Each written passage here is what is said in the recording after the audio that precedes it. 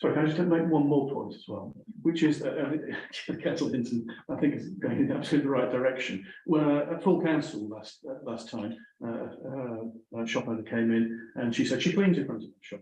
And she said, not everyone does. And I think we'd like to encourage the retailers and other town centre commercial operations to work with us. Come and join us, come and help us.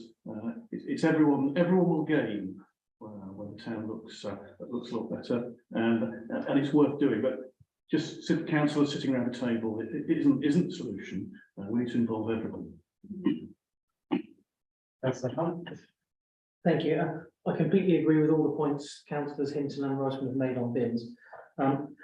I was going to also ask, with the Henley Heritage Open Day, have you approached the sports clubs, in particular probably the rugby and rowing club, because they have various historical items that otherwise people wouldn't get to see? I have spoken to the Henley Hawks, and I've spoken to the Rowing Museum, and the Rowing Museum just wanted to get open. So I will talk to them again before it's too late. And the Henley Hawks are definitely interested in doing something. Thank you.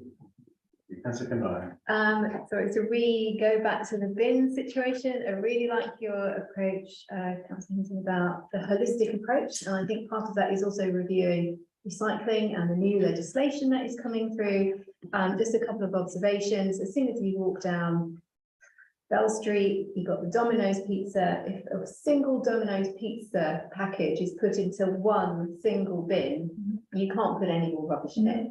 So I think there's something about conversations with particular fast food agencies and takeaways to think, well, how can you help people dispose of the rubbish that you provide? So just, I think it's wider than it's the takeaway shops as well, and seeing what they can do. Some of you will know that I went on a lovely walk along the Fair Mile, did some litter picking, picked up 2 bags of rubbish.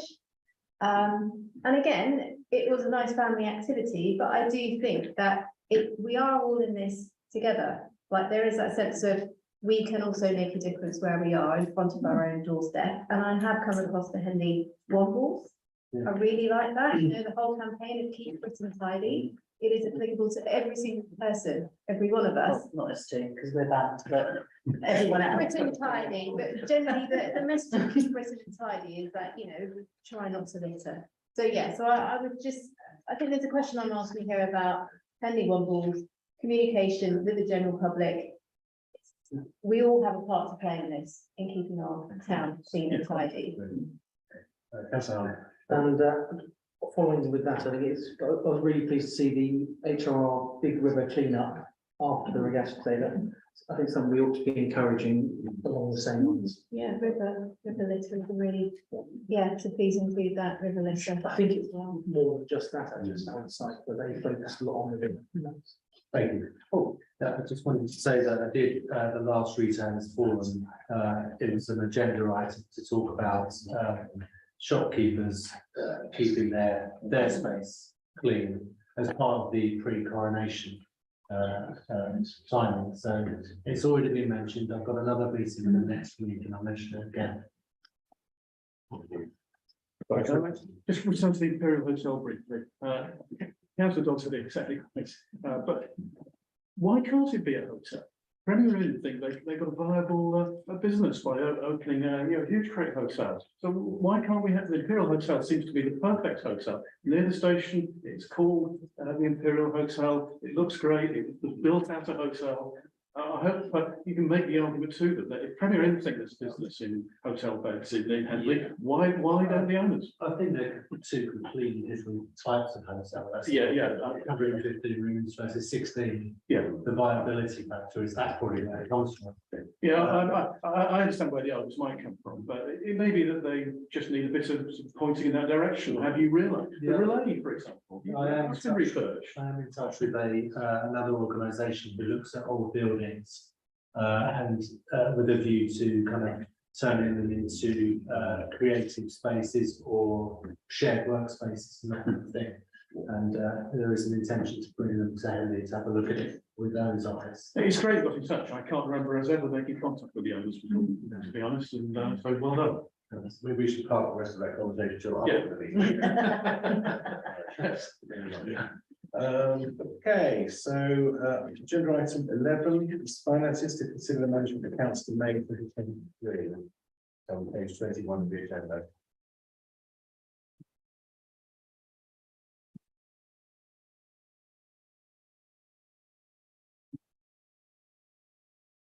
Councillor Hoskins. Just a quick question, how realistic is it that the forecast for year end is exactly the same as the budget? Bear in mind that after 2 months, the net is a subsidy of 70,000 compared to a budget of 226,000. So the figures there are for the end of May, so in the first 2 months of the year. So for the first couple of months, the forecast will probably not change from budget. As the year progresses and we get a better idea, then that's when we will see the forecast changing. Councillor Henson? No. Okay, anybody else? Okay, should we approve those? Those in favour? You. Well, CCTV to approve the renewal of the CCTV contract. This is going to be on the same term that's been running on for several years now. So does anybody have anything to add or just?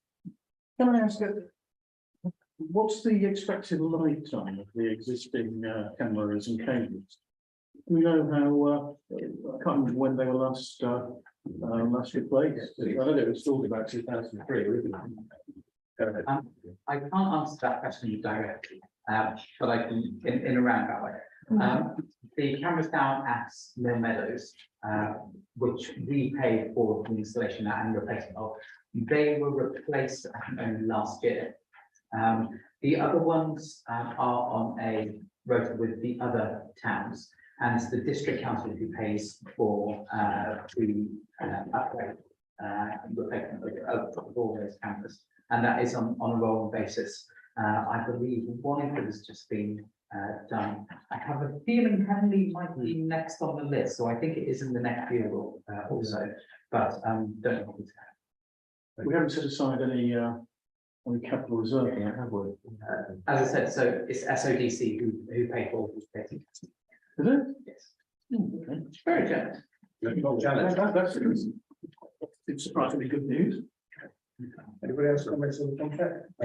Just want to say the cameras will be upgraded to the digital cameras, and the difference is quite. When I was in Aberdeen in January, I saw the 2 different versions, the ours and the new ones. And so when he did actually say that we are due soon, so at the moment we'll be. Thank you. I'm very happy with the contract continuing. I would just like to ask, given the contract's due to expire on 31st of March 2025, so are we now late in extending this? Because if they wanted to extend by 2 years, we're now a few months behind. Secondly, what is the plan for after the 31st of March 2025? Are we starting a re-procurement? Are we expecting the district council to continue the contract? We've been rolling this model since 2018, so. The deed started, is made the 11th day of September 2018, so it's 3 years, it would run until September 2023, so I think they've made it in time. But they've just shortened it, it's slightly less than 2 years. We are slightly over. So the district council has the option to extend by up to 2 years, and it's the option that they've taken out. Yes. It's in theory, we have a choice as to whether or not we want to extend or not. However, in practice, it's a bit of a monopoly. And so it would be difficult for us to recall all the towns and have the CCTV centrally monitored by SODC from having a police station. And we get a very good deal. So I'm not disputing any of it. I was just concerned, 2 years for procurement of this importance is not actually, it sneaks up on you very quickly. So I was just wondering if we're expecting them to extend again, then that's absolutely fine. yeah. Thank you. Okay, all those in favour of contract renewal? Carrie, thank you very much. Their address is from today.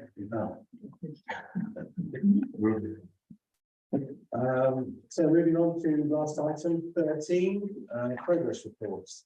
We are starting to install on some of these now, which is good news. Does anybody have any specific comments, questions on any of these?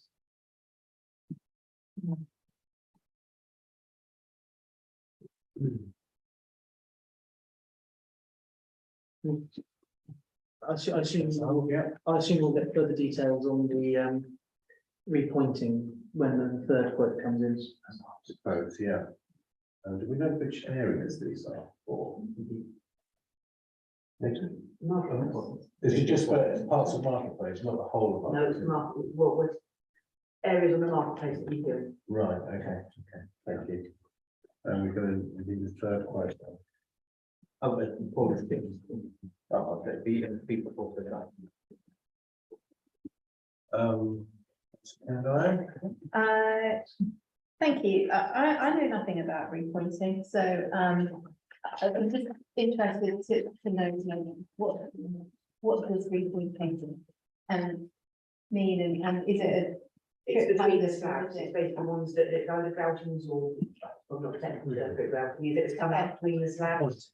Yeah, well, you know, stuck between the slabs, Okay, basically having them reset properly, so. I mean, are they health and safety It's concerns? a health and safety issue, then district county council, if on Twitter, they actually will put the slabs back down again, this is actually. I think it's tricking of it really, is it? Making it work. It's, yeah, it's not health and safety wise, it's just to make it set properly. Okay, and my second question was about the repair cafe. I just love a bit more of an update. Is there anything more to add? Unfortunately, I can't give you an update because it's not something I've done anything about. The main person who was driving it, Patrick Fleming, is leaving. So we need someone who can take this on. I'm happy to support them in any way, but I'm not going to run a repair cafe myself. So we need someone who knows the right people to create a repair cafe, and I don't. So I think it's more kind of over to the relevant groups who are interested. Patrick was the perfect person for that because he was so at the centre of that. So we need someone to come forward to do that. I don't do that. That's his way. So maybe that's a call out. Someone very techy who likes to rip things apart, put them back together. But we've kind of lost the middle of the wheel on that one. Okay, but sorry, before a handy standard article goes out, it'd be useful just to understand what is involved. yourself. Yeah, we all ask. So Nomad also do a slightly, it's not a repair cafe in that they repair everything, but they do like skateboard workshops where they bring people in that will help you learn to fix your skateboard and stuff and your scooter and whatnot. So maybe, you know, they might be something to work with on it. But I think Paul made a really good point. It's not something that town council can run, but we should be supporting, absolutely, yeah. Cool. Councillor Hoskins. I'm familiar with the repair cafe that was held in what was called Jackson's Corner, which in Reading. And if it helps, I can contact the council and find out who are the individuals that were involved and perhaps get some input in that respect, if it helps. Why not? It's a good idea. Thank you. Wallingford have one as well, it's apparently quite successful. I think it's council run as well. Maybe wrong. I'm not saying we should run it, but you might want to approach the council and ask how they got it off the ground. Really early. Yeah. Oh, 10 o'clock. I was thinking of district council. What's that? Yeah, that went over your head, Kelly. Did anybody else have anything to add on progress? If not, that's great. Meeting closed. Finance have 12 minutes to get ready.